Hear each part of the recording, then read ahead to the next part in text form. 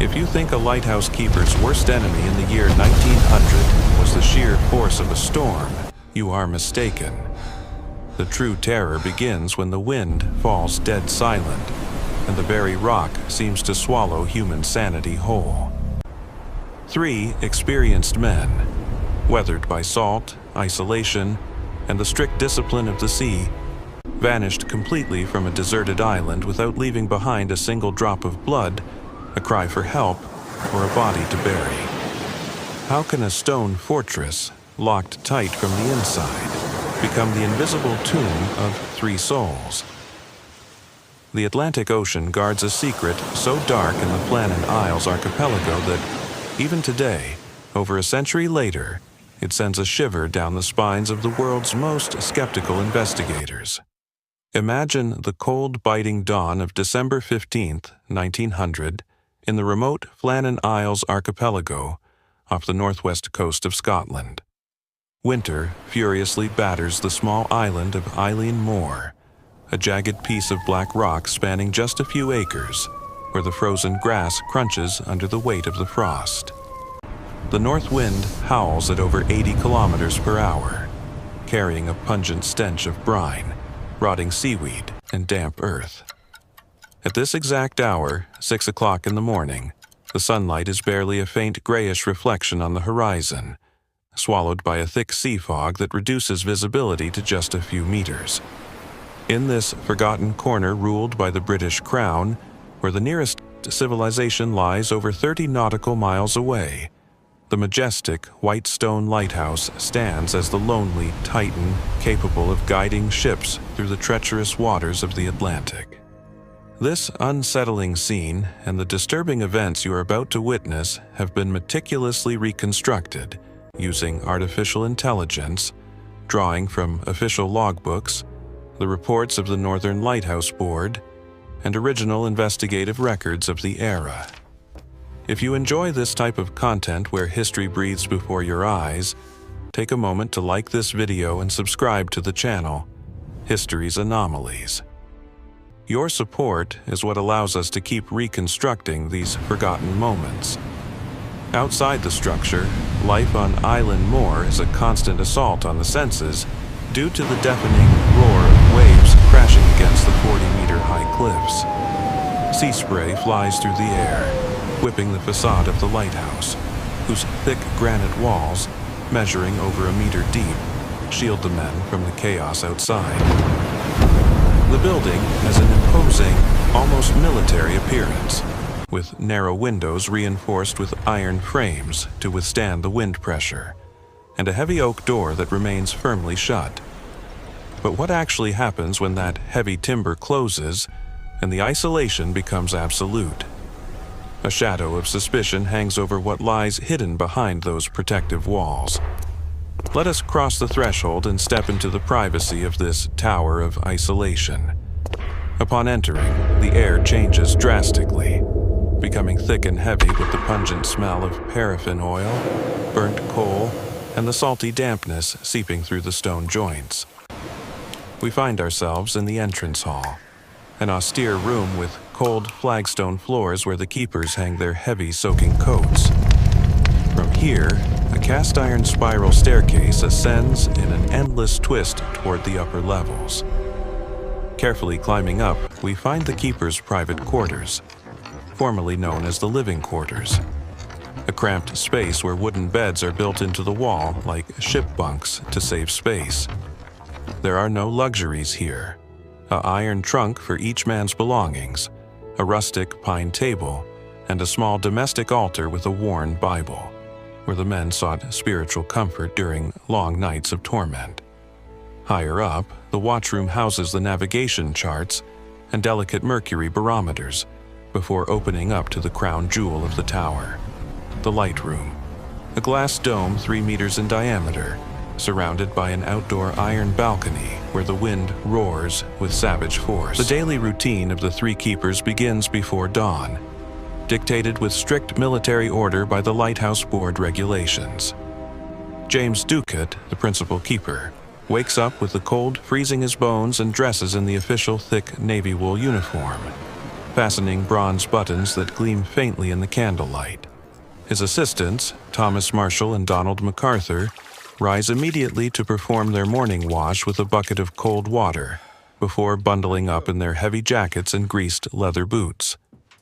After a brief, silent prayer in front of the tower's altar, the men gather at the table for breakfast, which invariably consists of a thick portion of hot oatmeal, known as porridge, accompanied by a piece of dry bread and bitter black tea. Immediately, tasks are divided with chronometric precision.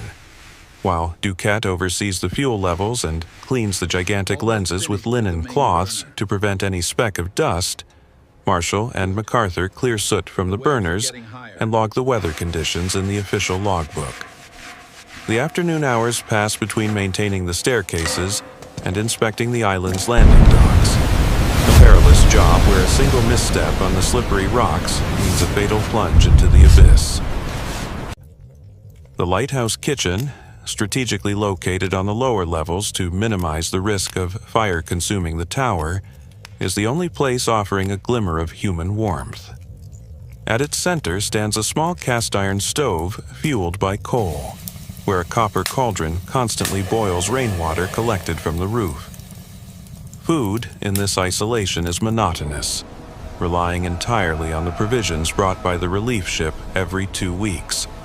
The men eat salted beef, heartened ship biscuits, and, as an exotic luxury brought from distant colonies through the port of Edinburgh, small rations of curry powder and cane sugar to season their potato stews. Preserving food is a constant challenge in this damp environment, so the meat hangs from iron hooks in the cold cellar, protected from spoilage. Their primary drink is water from the cistern, though each keeper is entitled to a daily ration of beer to keep morale high during the days when the sky turns pitch black. But how do they wash and survive in a place where fresh water is worth more than gold? Personal hygiene is a rustic and uncomfortable process. The keepers bathe barely once a week, taking turns in a wooden tub filled with water warmed on the stove, scrubbing their skin with lye soap to remove the grease from the lamp oil. Going to the bathroom means using an outdoor stone latrine exposed to the howling sea winds, or a hygienic bucket inside the tower that must be emptied directly into the sea from the cliff tops. Common problems in the structure include dampness that causes black mold to sprout in the corners of the bedrooms, flies invading the provisions in the summer, and the glacial winter cold that freezes the lamp oil if the stove isn't kept burning. To combat these harsh conditions, the men hang thick canvas curtains on their beds and burn dried herbs like thyme to mask the smell of confinement and sweat. The social order inside the lighthouse is sharply defined by rank and experience, creating a tense hierarchy within such a confined space. James Duquette, as principal keeper, enjoys the only bedroom with a feather mattress and a private desk where he writes official reports with pen and ink, wearing a uniform adorned with gold insignia. In contrast, assistants Marshall and MacArthur share the pine bunks, perform the hardest physical labor, such as hauling heavy barrels of oil up the spiral staircase, and receive noticeably smaller food rations. Their education also differs. While Duquette knows how to read complex charts and calculate light refraction, his assistants possess barely enough basic literacy to follow the manual's orders. This divide vanishes only when danger looms, forcing them to trust each other with their lives. On Island Moor, there is no room for the laughter of children or the warmth of a family. The keepers' wives and children stay on the mainland, in the village of Braescleet, anxiously waiting for the lighthouse to shine each night as a sign that their fathers are still alive. The three men's only companions are the seabirds, thousands of puffins and noisy gulls nesting in the cliff crevices, whose sharp cries pierce the air like human wails. The keepers sometimes capture these birds to supplement their diet, or watch them to predict the arrival of devastating storms. There are no dogs or cats on the island, only a mainland farmer's sheep that graze freely on the rock, often falling into the sea due to the violent gusts of wind. Despite its extreme isolation, the Flannan Isles Lighthouse is a marvel of modern engineering and early 20th century globalization. The tower is equipped with a gigantic, fast-rotating Fresnel lens floating on a bath of liquid mercury, reducing friction to zero and allowing a hyperpotent beam of light to travel over 24 miles away. This technological innovation, powered by a clockwork mechanism of steel weights that the men must wind every hour, revolutionizes commercial navigation, allowing ships loaded with silk from India and timber from Canada to cross the Atlantic safely. However, all this technology is useless if the human hands meant to activate it mysteriously vanish from the equation. Dusk falls over Alien Moor like a heavy, impenetrable shroud of darkness. Shadows lengthen across the tower walls, the barometers begin to plunge, and the silence becomes so thick that the ticking of the lighthouse mechanism echoes like a mechanical heart in its final throes. On December 15, 1900, the gigantic lantern fails to ignite. The ship Archdor reports the unsettling darkness from the high seas, triggering alarms on the mainland.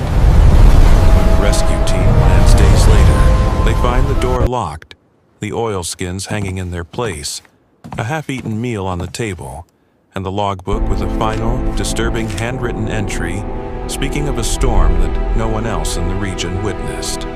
The three men have vanished off the face of the earth, leaving behind an eternal mystery that floats over the cold waters of the Atlantic.